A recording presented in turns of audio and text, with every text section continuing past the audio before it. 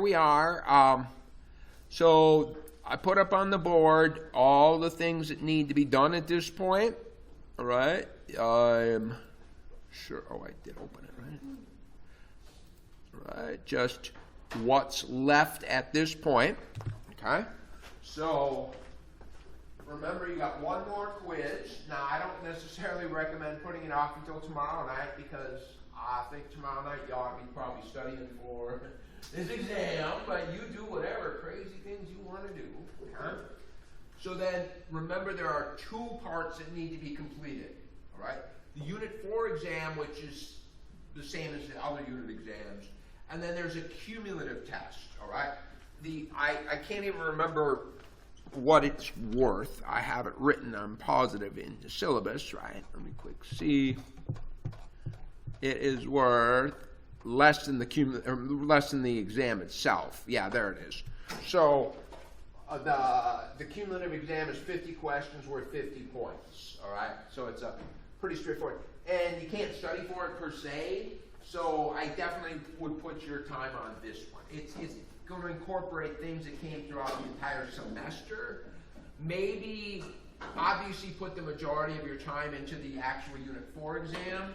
But maybe just skim through kind of the highlights on some of that stuff, kind of just make your brain reactivated, something like that, okay? And then obviously then the final thing would be the that last study guide, right? So are those going to be the same way as the other exams where we take them from anywhere, or do we actually have to be here? Anywhere. Although next year I may be changing that rule. Well, that's about to be somebody else's problem. Yes, it is. That is somebody else's problem. So anyway, I am thrilled that the grades are, because usually my problem in general psychology is not being able to create an exam that I can get an average higher than 65. I just can't. And all of a sudden this semester I'm like, okay, oh wow. It's all the studying. Huh? Studying. I'm sure it's studying. I'm 100% positive. What else would it be? What do you think we're I'm not implying anything. I'm suggesting there might be other factors involved, but we'll see. Okay. Big problem with study groups now. However, you stick around and become a psych major, then we'll have a different question. Okay. So apparently we don't have a screen today, so we'll do the best we can with this board. Okay? So finally, after all of this, we finally get into therapy. Oh my God, didn't you want to do therapy the entire semester? Become a psych major, take counseling with Dr. He's in the room next door, all right? Doing counseling right now. So I don't know, I had to take a counseling class as an undergraduate, and I got an A in it, but I can tell you that basically, I was told by the people before me, when it's the day when you do role playing, you cry. All right, you cry when you're role playing, like you really get, oh, then you get an A. It's like, sweet, I got an A. All right, so we're going to talk about therapy very briefly, obviously.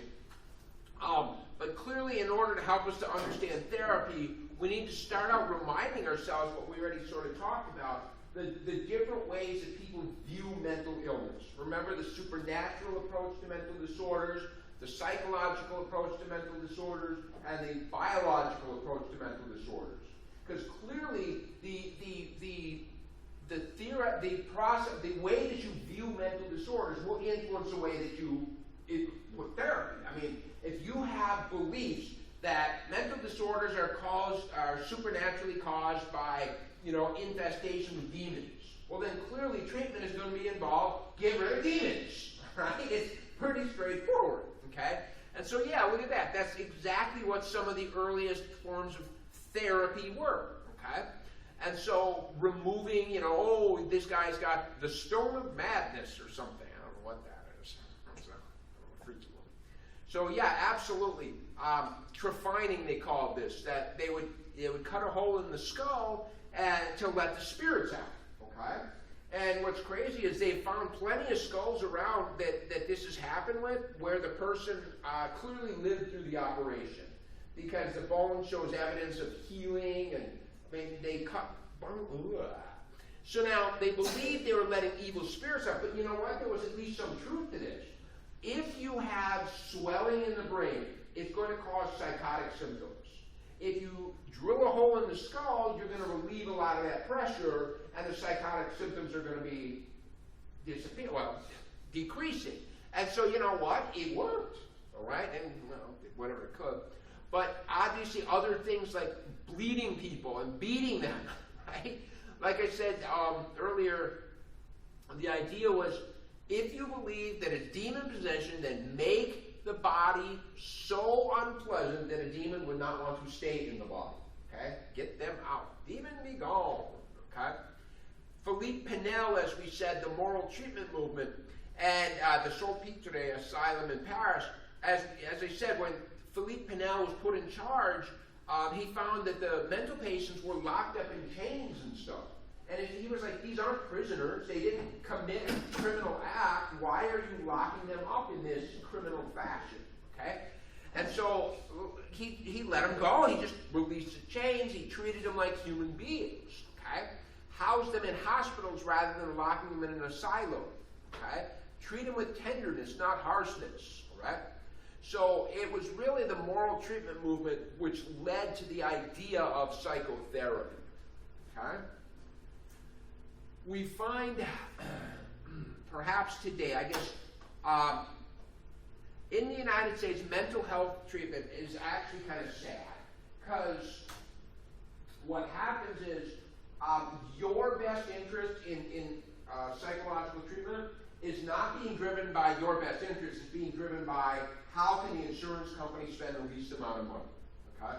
And so what happens is that for somebody with severe mental disorders, they should probably be seeing a psychiatrist. A psychiatrist is somebody that gets a medical degree and then specializes in psychiatry. Okay? It's a specialization, just like any other specialization. But first and foremost, has a medical degree. Somebody with severe mental issues that would be best served by going to a psychiatrist very often cannot go to a psychiatrist because they are expensive. They have a medical degree, therefore they cost more money. And the insurance company, most insurance, health insurance, will have separate plans. It will be like, here is your physical treatment money, here is your mental treatment money. And the mental treatment money is pretty low, all right? And every plan is different, but it could be $10,000 a year capped, maximum of $10,000. If you go to a psychiatrist, it'll probably be over $500 an hour. Okay, most likely over $500 an hour. So you got a cap of 10 grand for the year. How much treatment can you really get across the course of a year if you're going in at $500 plus an hour? Okay, not very much. So maybe what's going to happen is you're going to go to a clinical psychologist. A clinical psychologist will have a doctorate, but not a medical doctorate. They will have a doctorate in psychology, and then with emphasis on medical aspects of it. And so what you find is in some states, and this has been another push, some states, the only people that can prescribe psychiatric medication is a psychiatrist because they have a medical degree, therefore they have the training. But the insurance companies do not like that, because that means any patient that needs to get any prescription has to be paying $500 plus an hour. You see what's going on here? And so the insurance companies have been pushing for years to allow non-medical people to prescribe. Okay? And it's something, it's a trick. And so then you've got psychiatrists at the top as far as expense, okay? Then you've got clinical psychologists. Below there you will have a therapist or a counselor, okay? Something of this nature.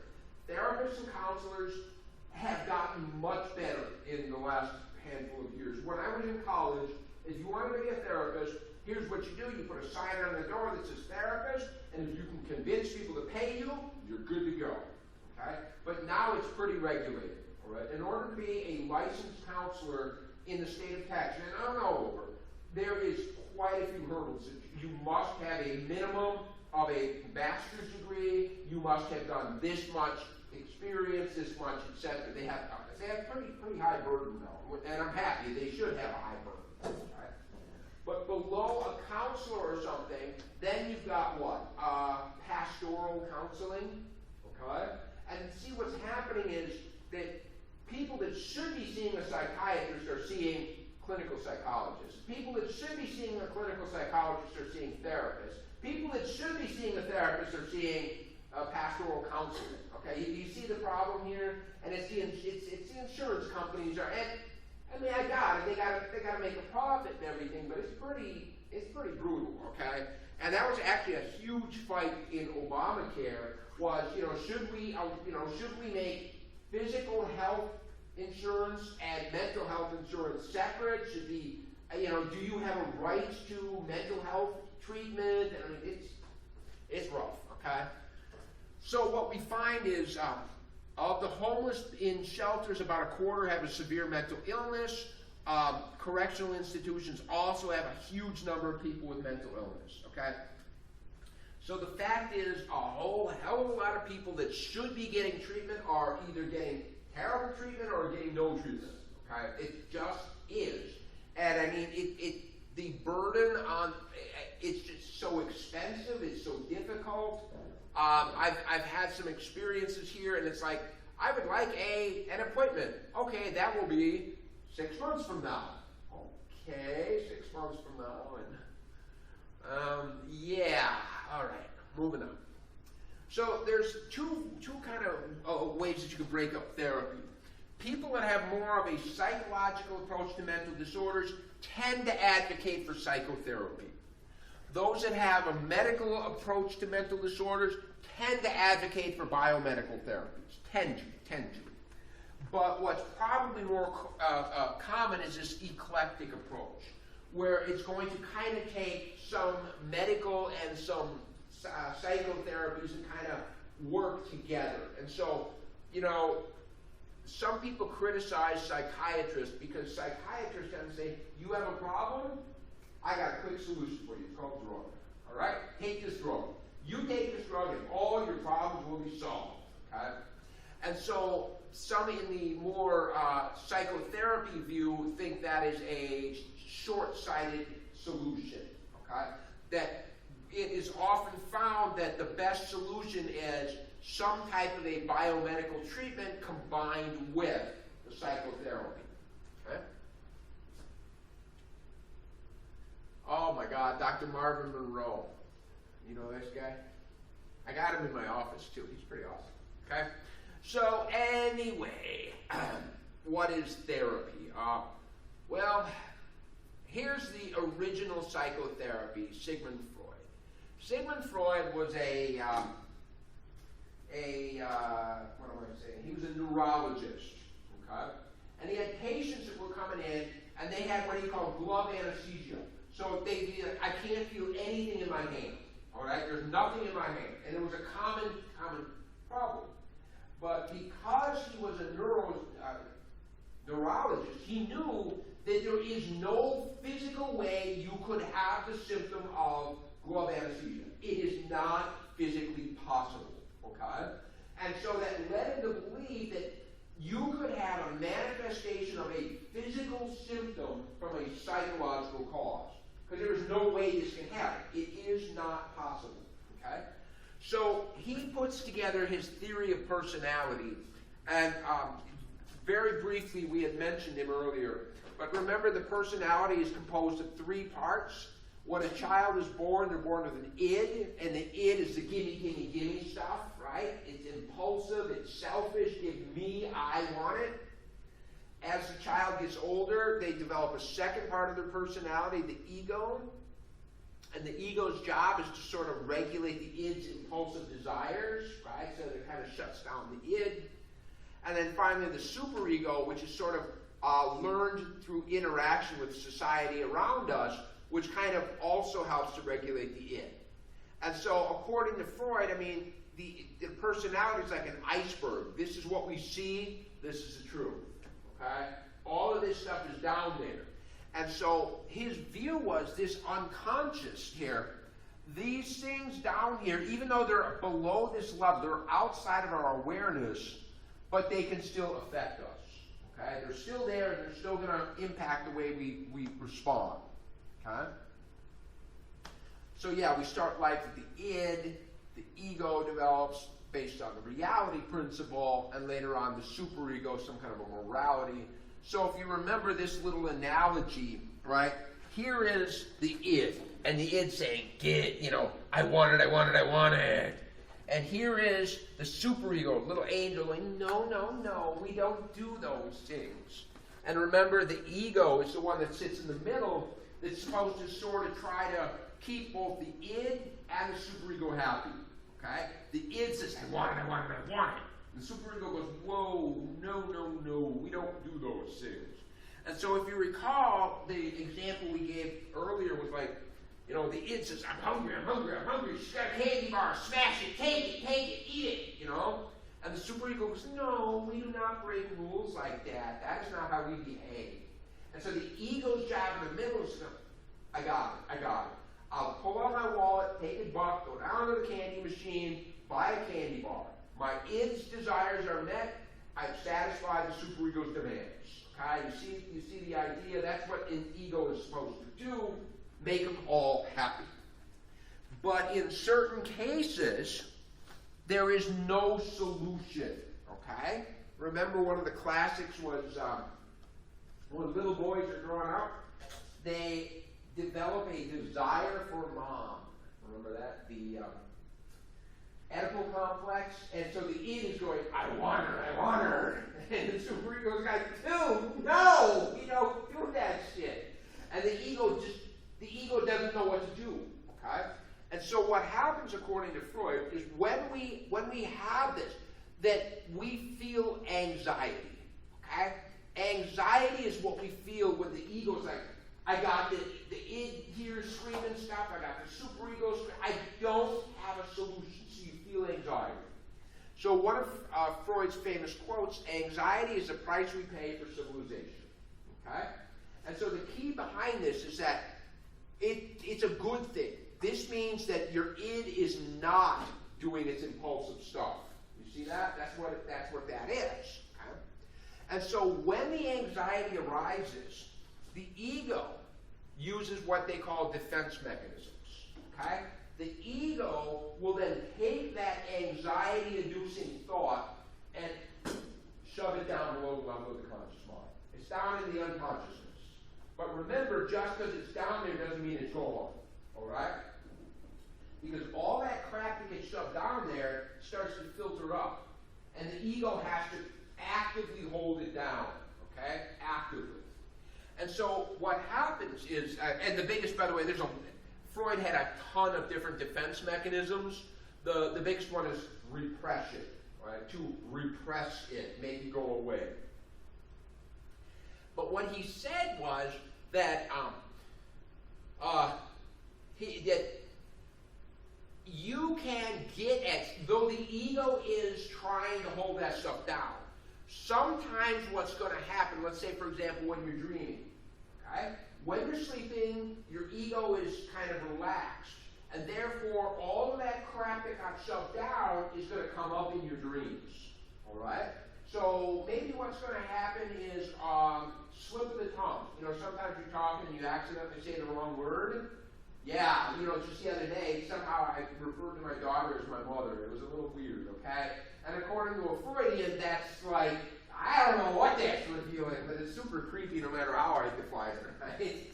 But, so what's going to happen is, if you can catch the ego when it's not actively holding the stuff down, you can access all that stuff that's down in the unconscious mind, okay? You can get at it, okay? And so, say, for example, interpretation.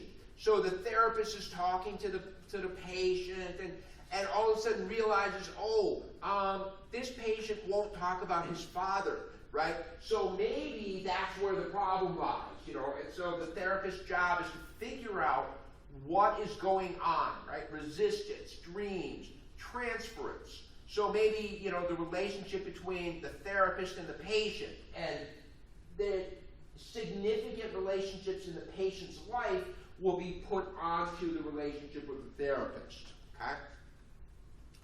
So, I honestly cannot express enough how much I believe Freud is full of shit. I cannot. I was in Vienna a couple of years ago, Vienna, Austria, and one of the things they had is the Sigmund Freud Museum, okay? So my wife wants to see architecture and crap. I'm like, okay, that's boring shit. So I sent her off. I went off to the Sigmund Freud Museum, all right?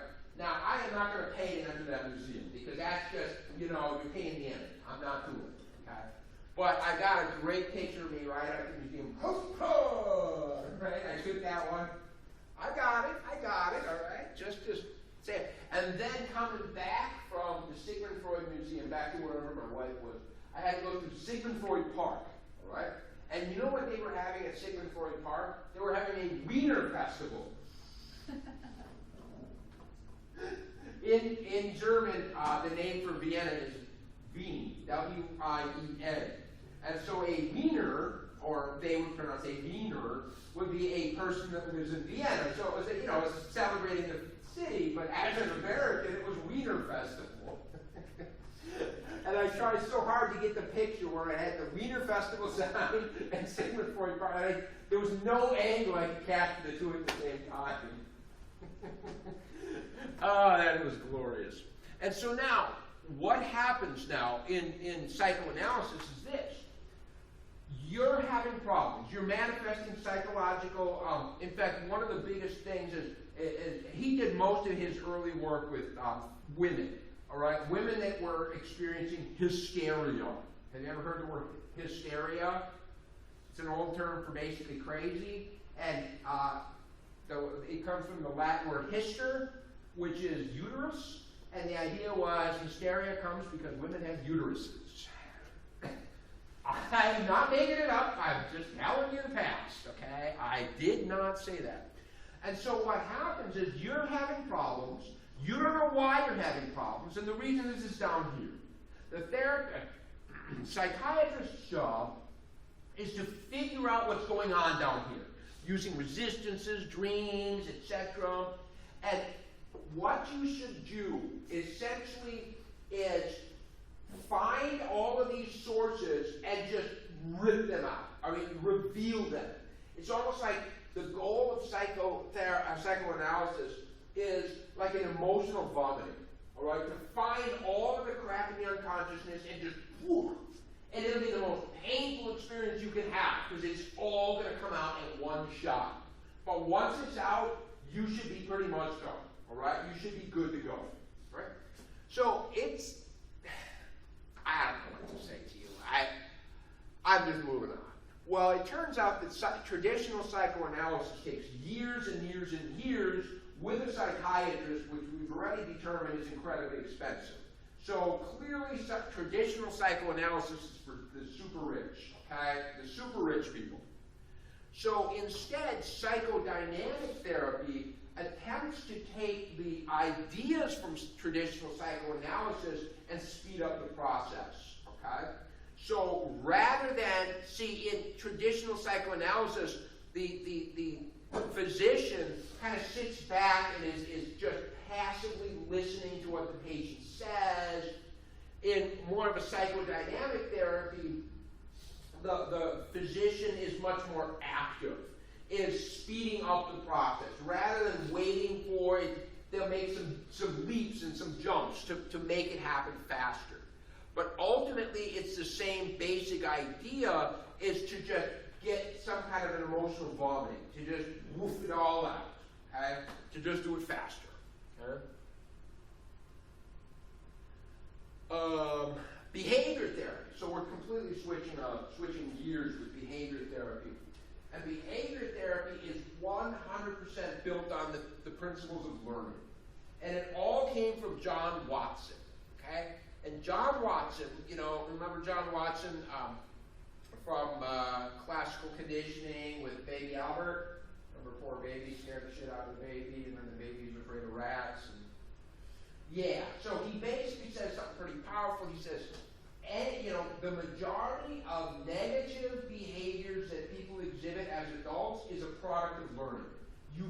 learn something, you've got a bad association for it, okay?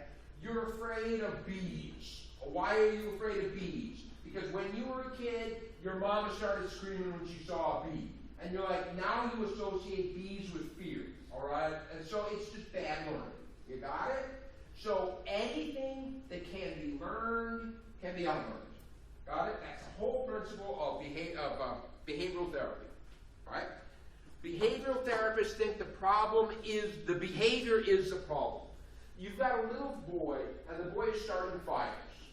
Traditional psychoanalysis, let's find out why you're doing this, and what is the root cause of your, and the behavioral therapist goes, the problem is the kid starts fires. If I can make this kid stop starting a fire, problem is solved, okay? The symptom is the problem to a behavioral psychologist, okay? Behavioral therapist.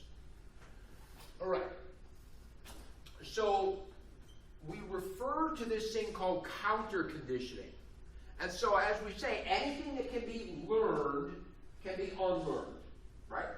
Remember when we did the learning chapter, they used the word conditioning, and whenever we saw conditioning, we had to think that meant learning. Counter the learning, right? You know, counter means to like flip or to change or to the opposite or something like that. And so opposite learning, basically, okay? You're conditioned to fear stores because you've had panic attacks. You could be brought into a store, taught to relax, relax, relax, and now instead of the store is associated with a panic attack, the store is associated with relaxation. You see what you're doing? You're simply just changing the associations that are out there. The original study, the classic study was Peter. Peter was afraid of all kinds of crazy shit, including rabbits, okay? And so Peter absolutely loved peanut butter sandwiches. So they put up a cookie because I guess that sells better, but it was peanut butter sandwiches, okay? And so then what happens is you give Peter the peanut butter sandwich and the rabbit. And at first, Peter is kind of freaked out because there's a rabbit. But pretty soon, the rabbit didn't in fact kill you, so he relaxes enough to eat the peanut butter sandwich. Okay? And once he does, now all of a sudden, he is comforted. And so instead of rabbit is associated with fear, rabbit is associated with comfort. Right? So counter the learning. Right?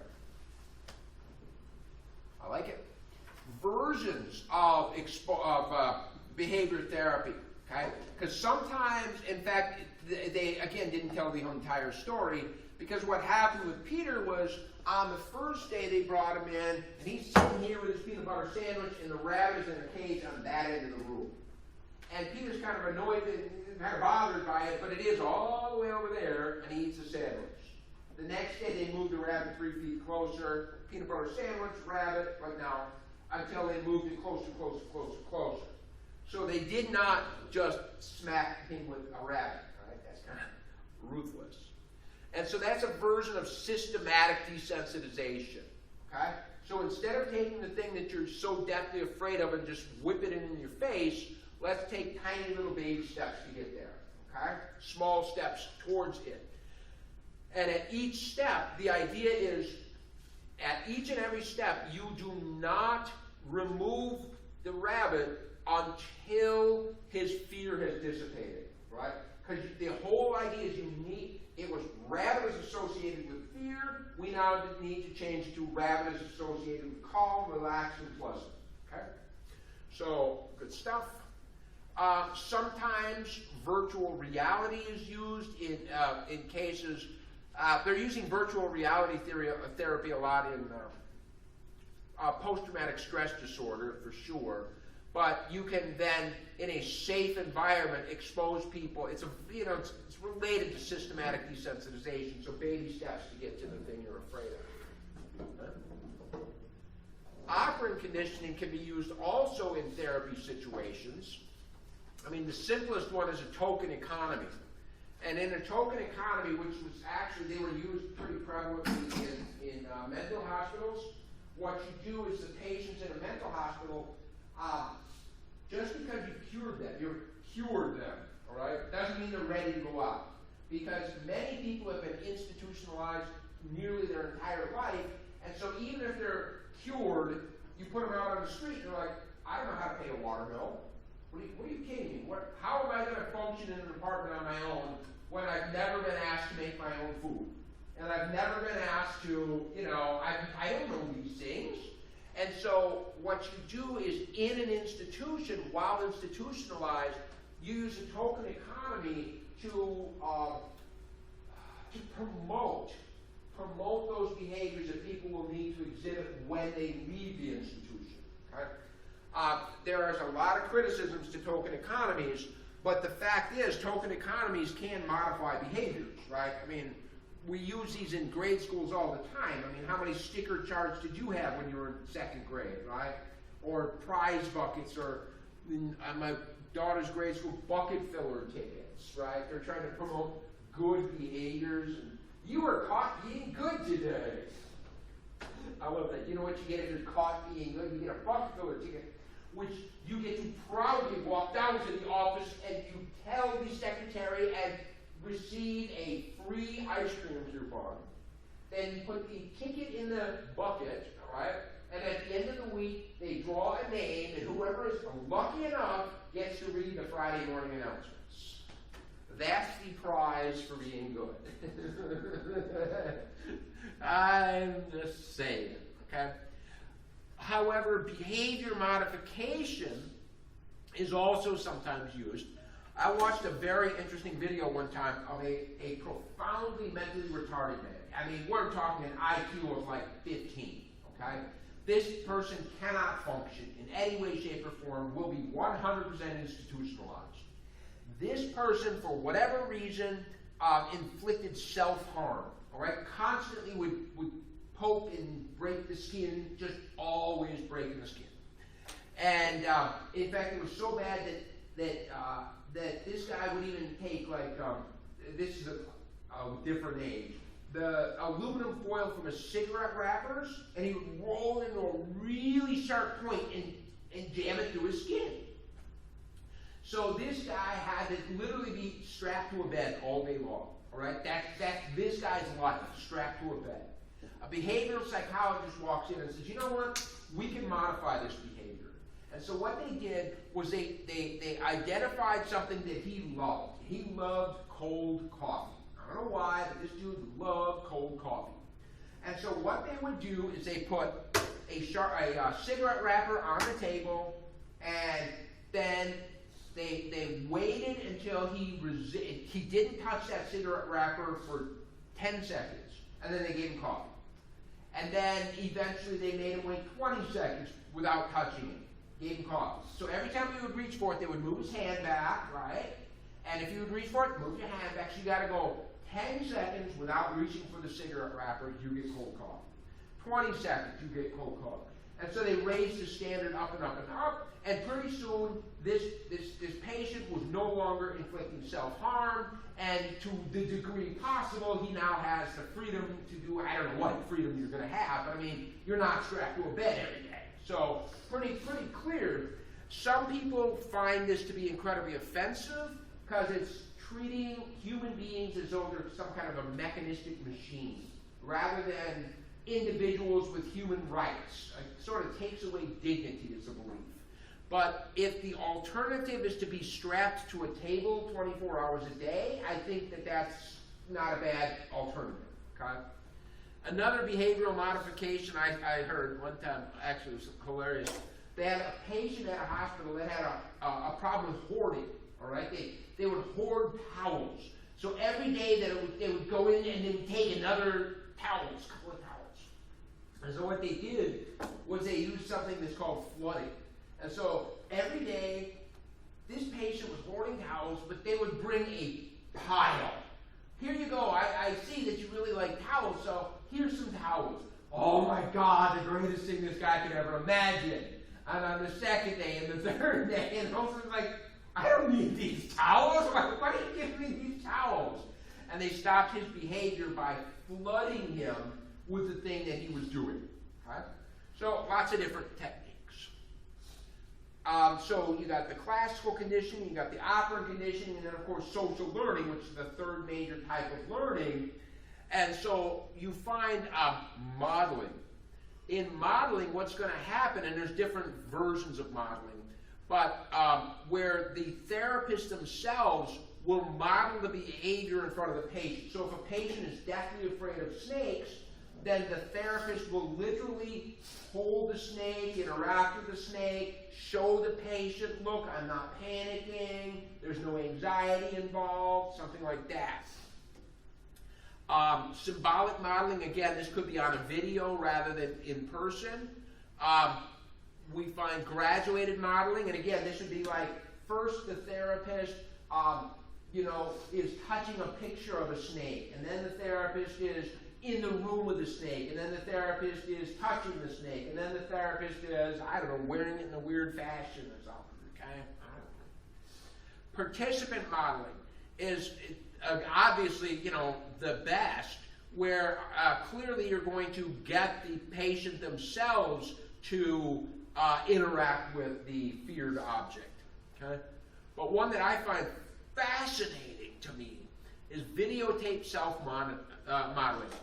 And so what's going to happen is you have a patient with a problem, and some of the things that they did, maintaining good posture, walking, balancing, writing, dressing. I've even stuttering, fidgeting.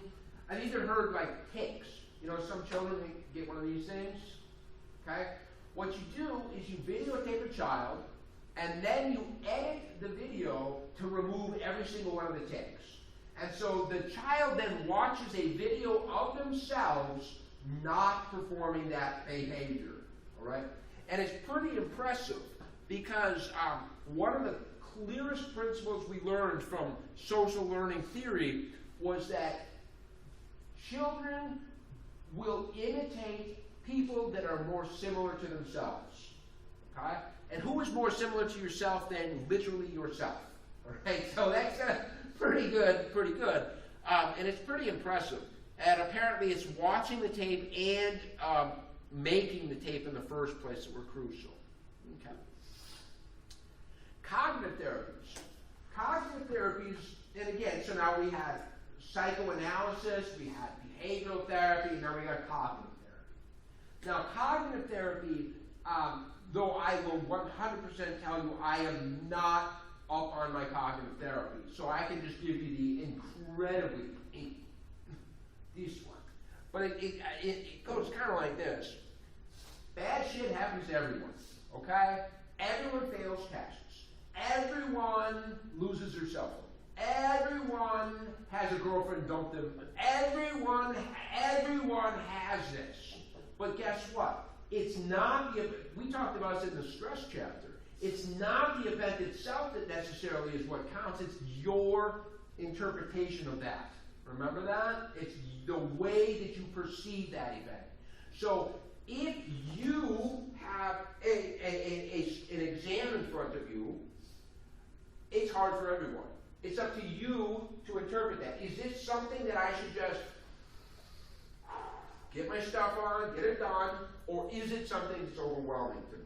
Okay? So in some kind of a way, you're in charge of interpreting. Shit happens. I can't stop it. Bad things will happen to you. That is not something I can remove. You will have that, but you can make some decisions. I failed the test, I must be stupid.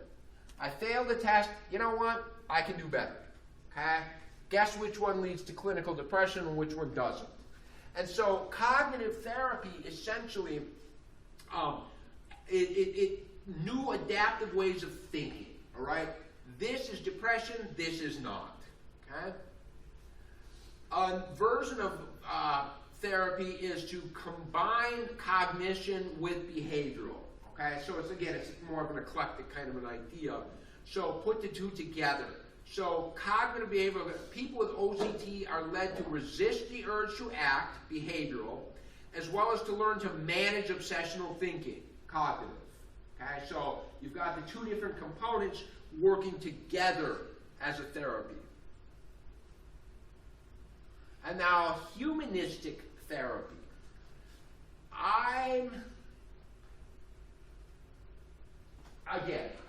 Many criticize humanistic therapy because its lack of scientific rigor. And the founders of humanistic therapy said, we never pretended it was science. So I'm not sure why you're criticizing us for being non-scientific when that wasn't our goal and we never claimed we were, okay? All right, so humanistic psychology, a variety of things happens in humanistic therapy, rather.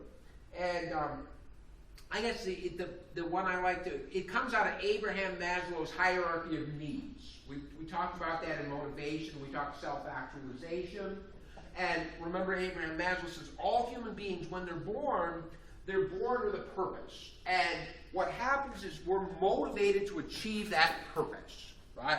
Remember, he drew it like this. Here's self-actualization. But here are like physical needs. Here are like social needs, whatever it was. And if these are not met, you will not move up, right? And so everybody is born with a purpose. And you will only get here if you meet these needs. Got the idea there? So I like the way that Carl Rogers puts this together. He says, human beings are like acorns. Okay? You know, acorns are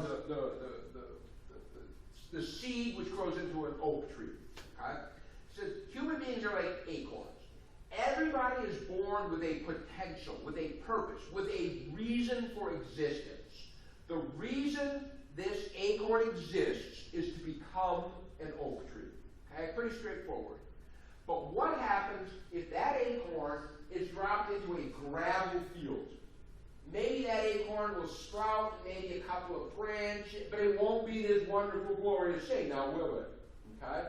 So we're all born with this potential to become an oak tree, but if you're put into a bad environment, you'll never show that potential or what you're supposed to become. Okay? And so in humanistic therapy, the idea is if you do not have a healthy environment, usually that means you're home, right? Usually that means there's some shit going on at home, like parents that are hypercritical, I don't know what it might be, right? Your home life is messed up.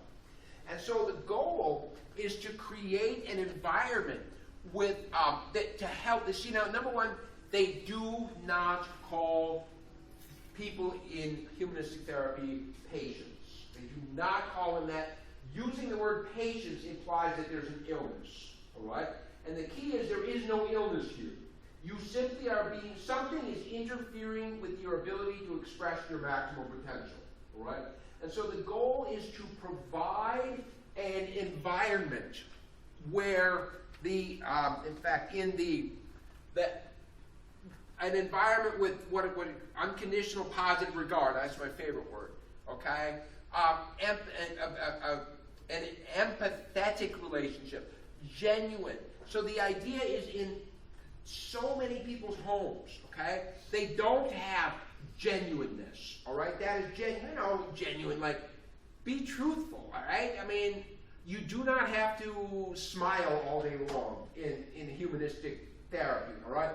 If you're sad, then let's talk about that, all right? Let's grab it, let's accept it. Unconditional positive regard, okay? I may not approve of the behavior that you exhibited, but you're still a person and I still love you, okay? We're still okay? Empathetic, all right? So the key is many people that are having problems, it's because they don't have a beautiful field to plant their acorn. Provide an environment where an acorn can bloom, all right? Provide the environment that they're not getting at home, all right? It's more than this. Active listening. The therapist shows that they are truly, I understand what you're saying. So your father was not around very much, all right? And it feels weird to me, but apparently this works. I don't know. It's just totally not my kind of thing, but I got it. But what I thought was actually kind of neat with humanistic therapy is the way that they approach. Are you getting healthy? So what we're going to do is we're going to have you describe your ideal self. Who is it that you want to be? All right? Second, let's talk about your actual self. All right? Who is it that you are? And there's mismatch between those in most cases. And so as therapy progresses, the goal is to shrink these, sometimes to bring this up, your actual self improve, but sometimes to look at your ideal self and say, maybe that's not a realistic option at this point, okay?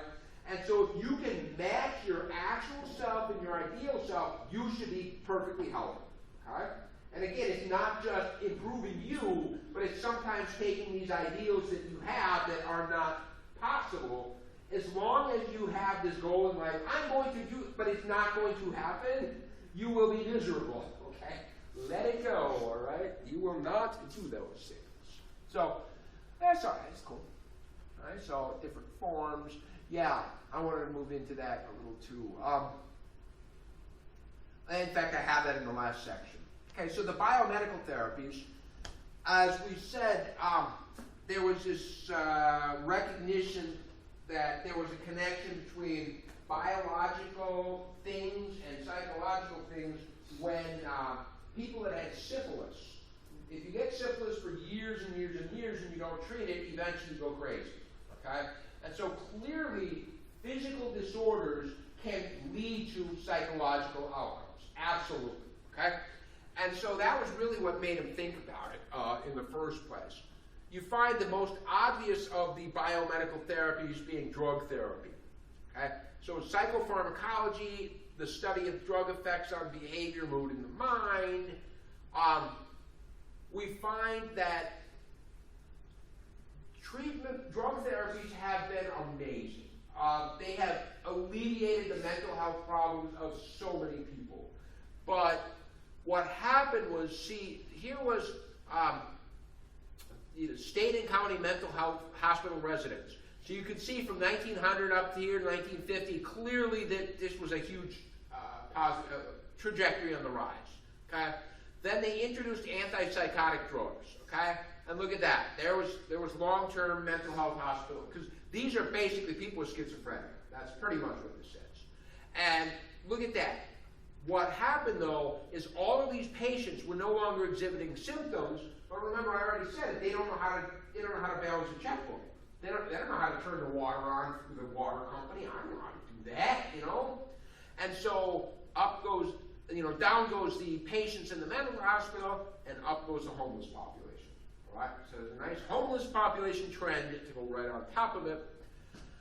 We find that these antipsychotic drugs, and I think I talked about tardive dyskinesia the other day, a common side effect, and one of the major reasons that people stop taking medication that they should be taking, because the side effects can be often worse than the actual disorder which you're taking the drugs for. Okay?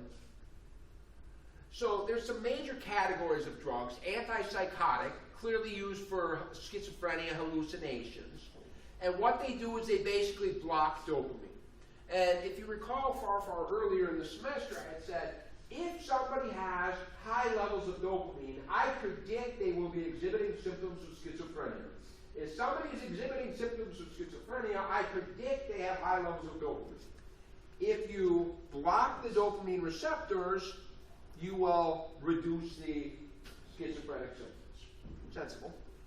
Anti-anxiety, okay? It's going to reduce thinking and physical agitation. It will not address the underlying problems, okay? Therefore, anti-anxiety medication by itself is not necessarily a solution, it is a band-aid, right? And so anti-anxiety medication combined with more traditional psychotherapy might perhaps be a better solution, okay? Antidepressants. And again, what's going to happen is the serotonin. And again, if somebody's serotonin level is low, I predict that they have symptoms of depression. Okay? So it's simply looking at the imbalance in the neurotransmitters and doing something to bring them in balance. Okay? Mood stabilizers. This would in particularly be for bipolar disorder, right? Bipolar. And they're not exactly sure how these work. It's kind of a mystery. Nobody's 100% certain, all right? or stimulants used for ADHD to reduce distractibility, things of this nature. Decreased appetite. Wow. Now, perhaps a little bit more invasive. See, the thing is when it comes to drug therapies, if things aren't going so good, you can kind of stop, right? And, give it a couple weeks and things go away. But now we're going to move into slightly more invasive stuff. ECT, you take a patient here and you hook up electrodes on the brain, okay? Usually you give them a muscle relaxant first, and then what's going to happen is you're going to right into the brain. And the person's going to go into convulsions, it's going to be seizures. Then what's going to happen, and again, nobody's 100% sure what's happening, but it appears that it rewires the neural structure, okay? And it used to be used fairly commonly. If anybody ever watched the movie One Flew Over the Cuckoo's Nest, Jack Nicholson, that's a good movie. That's a really good movie. With Nurse Ratched, scary woman. It apparently was used in the past in mental hospitals as almost like a threat. If you don't behave, you're going in for ECT. Okay? So nowadays, ECT has become quite rare. It is still used in certain cases of severe crippling depression. We're talking about people that cannot even get out of bed in the morning, who have no life because they have this depression. And what happens is, after getting a dose of ECT, they lose 1 week of memory approximately, right? They can not remember a week before this event happened. But then usually for about 6 months, the depression gone, all right? So people that are in crippling depression are absolutely willing to take the cost of losing a week's memory.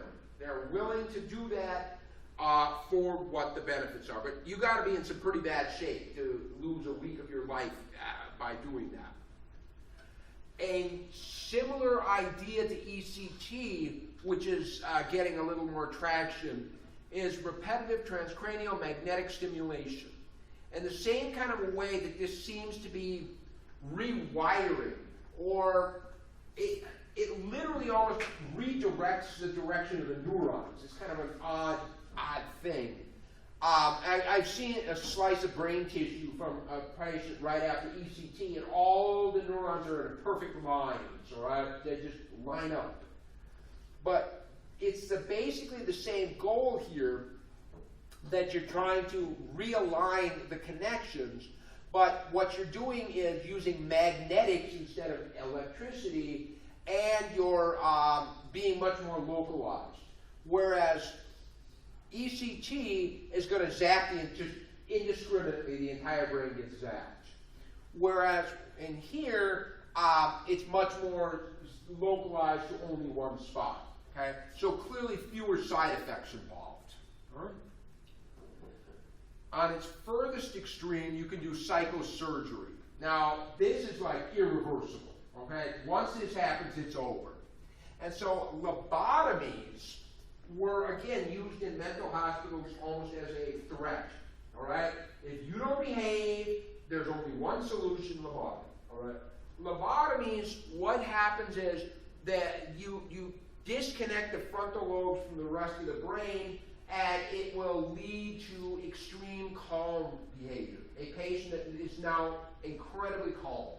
Now, if you're working in a mental hospital and you have a couple of patients that are just super aggressive and super violent and super disruptive, you can imagine how tempting it might be to use this as a way to make your job easier. Somewhere in the 1940s, there was a guy who discovered a way to perform a lobotomy with literally an ice pick. An ice pick is inserted into the corner of the eye socket, and zoop, zoop, zoop, and it's like a 10-minute procedure, and the lobotomy is done. Okay? Originally, lobotomies were like an entire major procedure, got to cut the head open, got to do everything. So this guy gets this, he wins a Nobel Prize in medicine for inventing a procedure to perform a lobotomy in 8 minutes. And you don't need heavy medical training, all right? Just about anybody can learn how to do this. It's just a couple of minutes, and whoo. So it feels to me something as extreme as a lobotomy ought to not be easy, right? You ought to make it a difficult thing to do, so that you really think hard, is it necessary, okay? Now, lobotomies pretty much aren't going to happen anymore. I'm sure there's still a couple. I don't know why they would do it anymore. Microsurgery is perhaps more common. So somebody with obsessive compulsive disorder, you might be able to disrupt a very specific aspect in the brain and slice it, and now all of a sudden that association and connection is no longer there, okay? Some other ones actually that are not surgery per se. One of them with good promise is people with post-traumatic stress disorder. What you do is you have them, whatever the stressful event is that's triggering the PTSD, you activate it, bring it to the front of your memory, you think about it, you concentrate on it, and we will give you medication that is designed to inhibit your ability to store memories. Okay? They have these things. And so you have this inhibition of memories, and remember, with memory, you activate a memory and then you put it back. And remember, it becomes a different memory. Remember that whole thing? So imagine that. You pull up the traumatic memory, you give a person a drug to block memory formation, and so when they go to put back that memory, it will be a partial memory now. Not the whole memory, because you've inhibited it. Repeat about 5 times, and pretty soon that the memory that's triggering your PTSD ought to be gone. Okay, so that's some kind of cutting edge stuff right now. So treatment modalities, right? We find that sometimes, as we said, sometimes individual therapy with one patient, one therapist is good, right? Very possible. But what you find is, number one, that's expensive, all right? Because it's the entire cost of the treatment is on, the burden is on a single patient. If you do group therapy, it's, first off, less expensive, all right? But it turns out that sometimes, even though it's cheaper, for certain things, and again, going back to the PTSD, sometimes actually group therapy works better because what happens is not only are you a patient, but you are actually part of the therapeutic process for other people. You're helping other people get through their trauma. And so helping them through their trauma is also helping yourself. Okay? So though most of the time group therapy is all about the money, there are cases that it's better. Okay? We find self-help groups are the cheapest form of therapy there is, right? Because don't cost nothing. The group gets together with a pot of coffee and a couple of donuts. Family therapy, on the other hand, going back to what we said with the humanistic psychologists or the humanistic therapy, you know, you're an acorn and you're dropped into a gravel parking lot like a bad home. How are you going to get this acorn to become an oak tree if you don't fix the home? Okay? So sometimes family therapy is used because it's a family environment that is in fact the problem. Okay? So psychotherapy, does it work? There's a lot of skepticism to this question. Does it do anything? All right? Number one, people can get benefits from psychotherapy just by believing in it. All right? There is a placebo effect. All right? We find a couple of things like, you know, what is the most common outcome? If you are in physical pain today, what is the most common outcome in a week? The pain will be less than it was. You see, this is kind of just what happens, okay? And so I was in some conflict, I went to therapy, now I'm feeling better. Therefore, the therapy is what made me feel better. Couldn't it have been the passage of time that made you feel better? And so there are some reasons to be skeptical about psychotherapy. Okay? If you ask a patient, are you satisfied? 3 out of 4 say yes. Okay? But I mean, again, this is social psychology. Can you imagine, you're like, I just spent all of this time and all of this money, and I don't think it did me any good. That's going to cause some problems here, okay? And you can't change the fact that you did all of this money and all of this time, but you can change your beliefs. Okay? You can change what you think about it. And all of a sudden they feel like, maybe it did help me. Now you feel good again. That was cognitive dissonance theory. And so now you feel okay again. So sometimes maybe people just deceive themselves so that they don't look like idiots. Wouldn't you be stupid if you just spent a shitload of money and then believe that it did you no good? You're like, I am so stupid, okay? And you just change the way you think. 9 out of 10 patients report feeling better. Therapists absolutely overestimate how effective they are. You know what happens is if a patient is not working well with a psychotherapist, they disappear. They tend to disappear, okay? And maybe they're going to become a success for a different therapist. Maybe, okay? And guess what happens when a therapy client or patient is successful?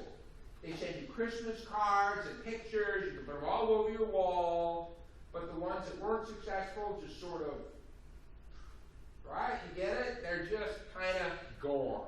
So I don't know about this, okay? We'll see. Well, when they do a variety of different studies, what they found is, here is basically a person that had problems and did not go to therapy. And so what happens is, of those people, if this is, some are worse off, some are better off. Here is the average patient that goes to psychotherapy. And again, they're not showing it, but there it is. And so some of these people with psychotherapy do worse, some do better. You see that? So there's a whole group in here. You see this? Well, here, where they didn't benefit from psychotherapy. Got it? But the averages are right there. Okay, you see that? So there's lots and lots of cases where psychotherapy did not do squat. But on the average, it does. Huh? So, all right. Average. Okay. There was actually, Hans Eysenck also, he did some crazy studies. He took people, and these were average people, housewives, things like this. And he says, okay, what I want you to do is I want you to go into the emergency room and tell them you're hearing voices. Okay? Then every single person who went in and said this, they got put into the institutionalized. Right? They all got admitted into the hospital. And then they were instructed, now that you've been admitted in the hospital, do not report any symptoms. None. Not a symptom. Okay? And try to get out of that hospital. All right? Let's see how long it takes. And it took like 23 days on average to get out. All right? With 0 symptoms reported. All right? And the average was like 7 minutes a day while hospitalized, an average of 7 minutes a day with anybody associated with mental health treatment. Can you imagine you are hospitalized 24 hours a day, you get 7 minutes interaction. Okay? The patients were instructed to take notes, and they said there was a lot of abuse going on, a lot of issues, and then what would happen is that the medical staff would look at the patient's behavior of taking notes as a symptom of paranoia. Right? So, you can see why there's some skepticism to this question, does it work? All right?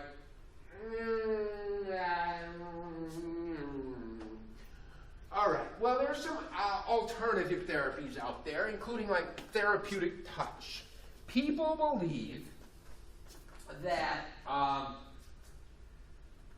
you have a balance, all right? It's like a yin and yang kind of a thing from like an Asian philosophy, okay?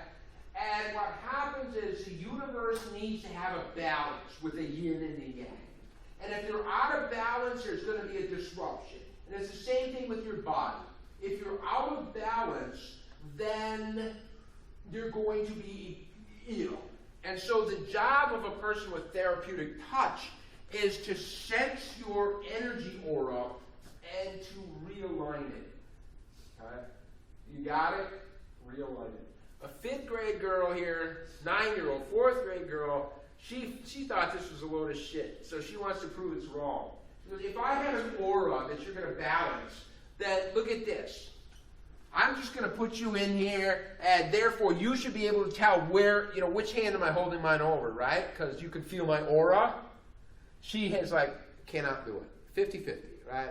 Half the time. Right? So you can't even sense my aura, yet you're going to use this notion of an aura as the basis of, all right, load of shit.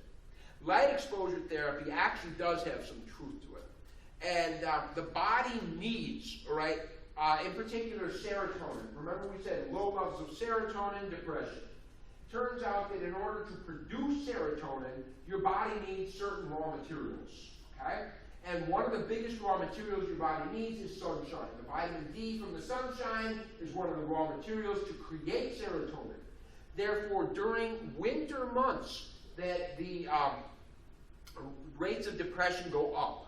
And so what you do is you expose yourself to a very specific type of light that, I don't know exactly what it is, but in order to give you what you need to produce your serotonin. So there's the truth to that. And then finally here, when it comes to therapy, and I mean, we had this continually. If you recall, with Abraham Maslow's hierarchy of needs. And he describes self-actualization as a goal of life. And then he proceeds to describe self-actualized people. And he described himself. Remember that? Western, white, male, that's how he described a good person. And so the idea is that's a natural tendency. That we look to ourselves when we've got a patient or a client here, and we want to evaluate, are they functioning healthy on a mental basis? And I will make that judgment based on my own personal culture and my own personal values. Okay? So it's been very, very controversial. Can a patient and a therapist from different cultures work together? Because it's just inevitable that the therapist will use their own cultural ideas and value for what equals psychologically healthy. Okay? So it's pretty controversial about whether they can do this stuff. Okay? All right, so that's what we got. I'm hoping that you realize general psych is a hell of a lot more than you probably thought it was walking in the door. I'm guessing that's probably true, all right? And I apologize because the class has a lot of crap in it, okay? And I know it does, all right? Oh shit, that's just what's in it, right? I can't stop that. So, it's been a good class for those that are here, okay? But anyway, it's been a good class. So, maybe I convinced a couple of people to stick around and be a major. Whatever, maybe I'll see them. So don't forget all of the things that still need to be done there.